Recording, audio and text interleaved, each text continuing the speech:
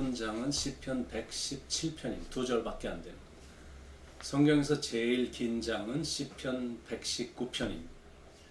장장 176절이나 있습니다.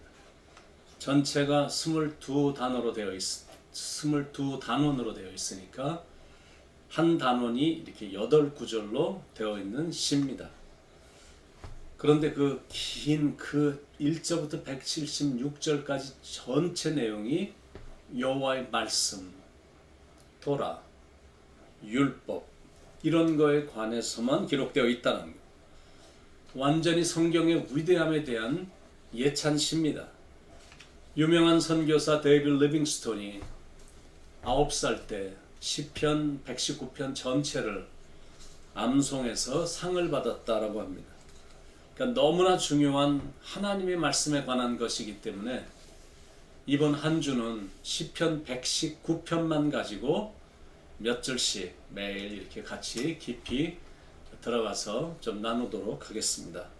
먼저 성경에 대해서 어떤 명칭을 사용하고 있는지 한번 알아본다면 1절에서는 여호와의 율법, 2절에서는 여호와의 증거, 3절에서는 주의 도, 4절에서는 주의 법도, 5절에서는 주의 율례, 6절에서는 주의 모든 계명, 7번째 주의 의로운 판단, 8절에서는 주의 율례들, 이런 명칭입니다. 그러니까 각 구절마다 하나님의 말씀에 관한 다른 명칭들을 이렇게 기록되어 있다는 겁니다.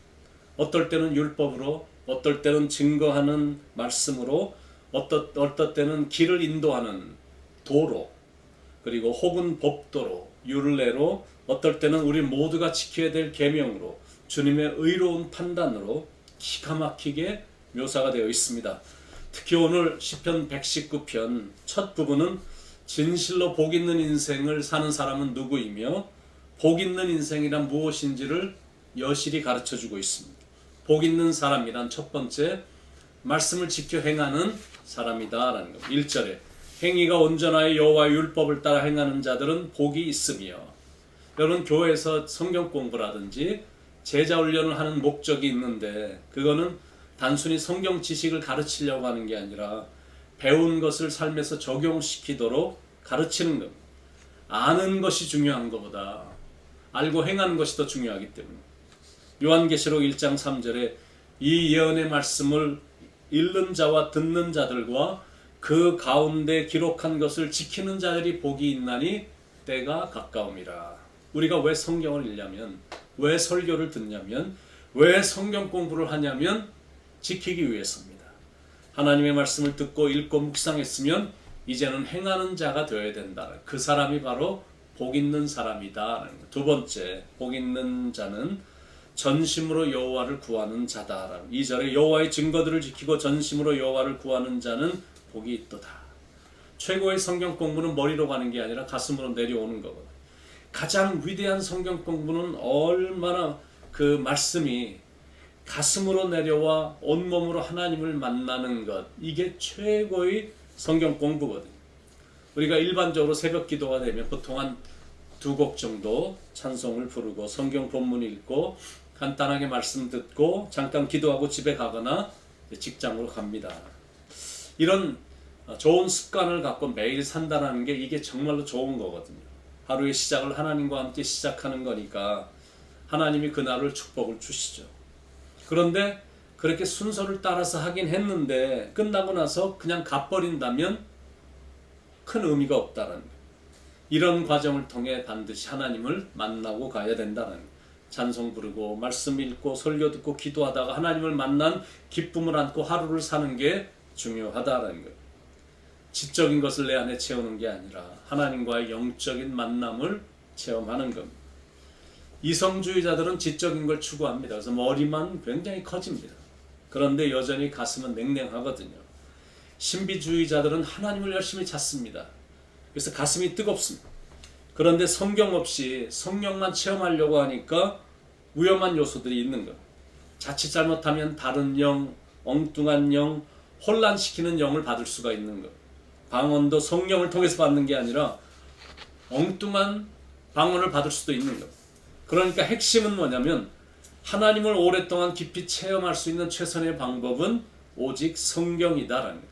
성령의 충만함도 내 안에 성경이 충만할 때 경험되는 것이기 때문에 그렇습니다. 단순히 말씀 공부가 아니라 하나님을 만난다고 생각하고 머리로가 아닌 온몸으로 하나님을 만나야 된다는 거죠.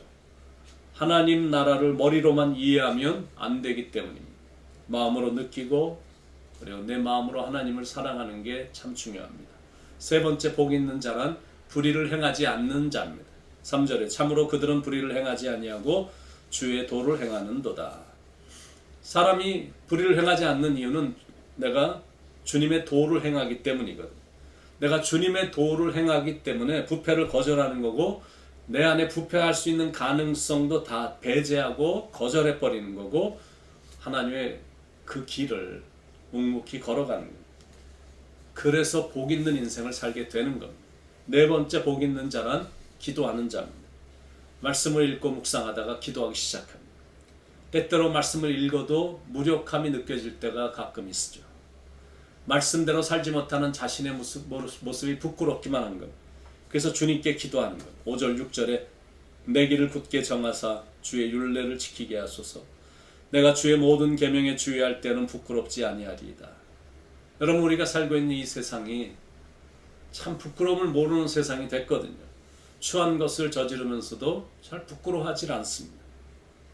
얼마나 뻔뻔한지 그런 죄를 지어놓고도 당당합니다. 그래도 아담과 이브는 죄를 지은 자신의 모습이 부끄러워서 자기를 숨겼거든요. 근데 요즘은 부끄러움도 잘 몰라요. 숨지도 않아. 그냥 당당하게 뻔뻔하게 다니거든요. 이런 세대에서 우리가 구별되어 살 수 있는 방법과 부끄러움 없이 사는 방법은 아브라함, 노아, 다니엘, 느헤미야처럼 말씀과 기도 생활에 충실하며 사는 겁니다. 기도 생활만 지속하면 절대 부끄럽지 않은 인생 살 수 있거든요. 다섯 번째 복 있는 자란 감사하는 자입니다. 7절에 내가 주의 의로운 판단을 배울 때에는 정직한 마음으로 주께 감사하리이다. 참 감사란 게 뭐냐면 참 기도란 게 뭐냐면 입을 열면 하나님 주시옵소서 주시옵소서만 계속 반복하는 게 아니라 참 기도는 감사하는 거거든요. 참된 찬양도 듣기 좋은 사운드, 소리가 아니라 감사의 마음이거든요. 감사하는 마음으로 드리는 게 참된 찬양이거든요. 시편은 감사라는 말이 얼마나 많이 나오는지 그래서 시편을 읽으면 참 좋습니다. 시편 136편에 가보면 감사라는 말이 한 시 안에 26번이나 나옵니다. 처음부터 마지막 절까지 단 한 절도 빠지지 않고 감사로만 넘칩니다. 그러니까 느껴지는 영적 교훈이 있으시죠. 감사란 모든 것을 다 갖춘 사람이 하는 게 아니라 오직 하나님의 은혜를 깨달은 사람만 할 수 있다는, 하나님의 은혜를 깨달았다.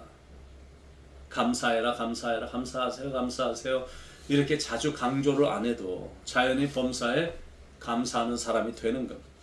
여러분이 하나님의 은혜를 온몸으로 체험했다. 당연히 감사하는 사람이 되는 거죠. 실제로 텍사스의 한 성공한 실업가가 하나님의 은혜가 너무 감사해서 하나님 감사합니다 라는 말을 100만 번 기록한 책을 내려고 출판사를 찾아갔습니다. 책의 제목은 100만 번의 감사였습니다. 그런데 원고에는 100만 개의 감사 내용이 적혀 있는 게 아니라 그냥 하나님 감사합니다 라는 말만 가득 적혀 있었던 것. 결국 어떤 출판사도 출판하겠다는 제의를 해오지 않아서 출판은 못했습니다.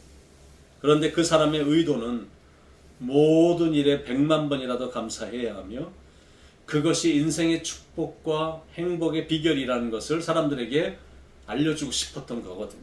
왜냐하면 자기 자신은 술과 여자에 빠진 채 폐인이 되어 죽음 직전까지 갔다가 주님을 만나 새로운 인생을 살게 됐고 사업가로도 후에 성공했기 때문입니다. 그래서 그 놀라운 하나님의 은혜와 감격을 책에 담기를 소원했던 겁니다. 어쨌든 책은 출판되지 않았지만 참 깊은 뜻은 담겨 있다라는 생각이 듭니다. 여러분, 그 사람의 신앙의 척도를 알 수 있는 방법이 있는데 첫 번째는 어떤 걸 보면 알 수 있냐면 그 사람이 감사하며 사는가, 그것도 범사에 감사하며 사는가, 그걸 보면 그 사람의 신앙의 척도를 알 수가 있습니다. 스펄전 목사님이 이런 말씀을 하셨는데, 당신은 기도를 1시간 하셨습니까? 그러면 그 기도 중에서 적어도 절반 이상은 감사를 드리도록 하십시오. 그게 그 사람의 신앙의 척도. 두 번째, 그 사람의 신앙의 척도를 할 수 있는 방법은 하나님의 말씀을 사랑하는가, 그리고 그 말씀을 지키기 위해 부단히 노력하는가, 그걸 보면서 그 사람의 신앙의 척도를 판단하는 겁니다. 아니면 하나님의 말씀만 읽으면 졸린가, 하나님의 말씀이 너무 멀리 있다고 느껴지는 건 아닌가. 그러면 하나님과 거리가 먼 거거든요. 하나님의 말씀을 내가 읽을 때 하나님과 가깝다라고 느껴지면 그건 두말할 것 없이 하나님과 가깝다라는 증거입니다. 혹시 최근에 하나님의 말씀과 멀어진 건 아닌지요? 분명한 사실은 내가 하나님의 말씀을 멀리하면 내 삶에서 추한 모습이 자꾸 나오거든.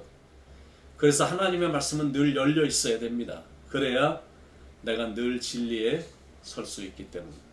그렇게 인생을 살 때 기도하는 삶을 살게 되는 거죠. 그리고 그런 사람이 드리는 기도에는 감사로만 가득 차요. 그렇게 말씀 생활, 기도 생활에 충실하니까 내 삶 속에서 그저 감사로만 가득 찬 인생이 되는 겁니다. 바라기는 여러분의 삶이 하나님의 말씀 위에 더욱더 굳게 세워지기를 바랍니다. 그래서 흔들림 없이 바위처럼 날마다 견고하게 살아가시길 예수님의 이름으로 간절히 축원을 드립니다. 기도하겠습니다. 사랑하는 하나님, 오늘도 말씀의 반석 위에 저희들을 세워주시고 또 기도하는 영으로 살아가서 우리의 인생이 한 점 하늘을 바라보며 부끄러움이 없는 인생이 되도록 인도해 주시옵소서. 늘 감사가 넘치는 삶, 범사에 감사, 작은 것에도 감사, 노다지 감사, 맨날 감사, 무조건 감사가 자연적으로 나오는 그런 아름다운 인생 되도록 축복 내려 주옵소서. 우리를 변함없이 사랑하시는 예수님의 이름으로 간절히 기도드립니다. 아멘.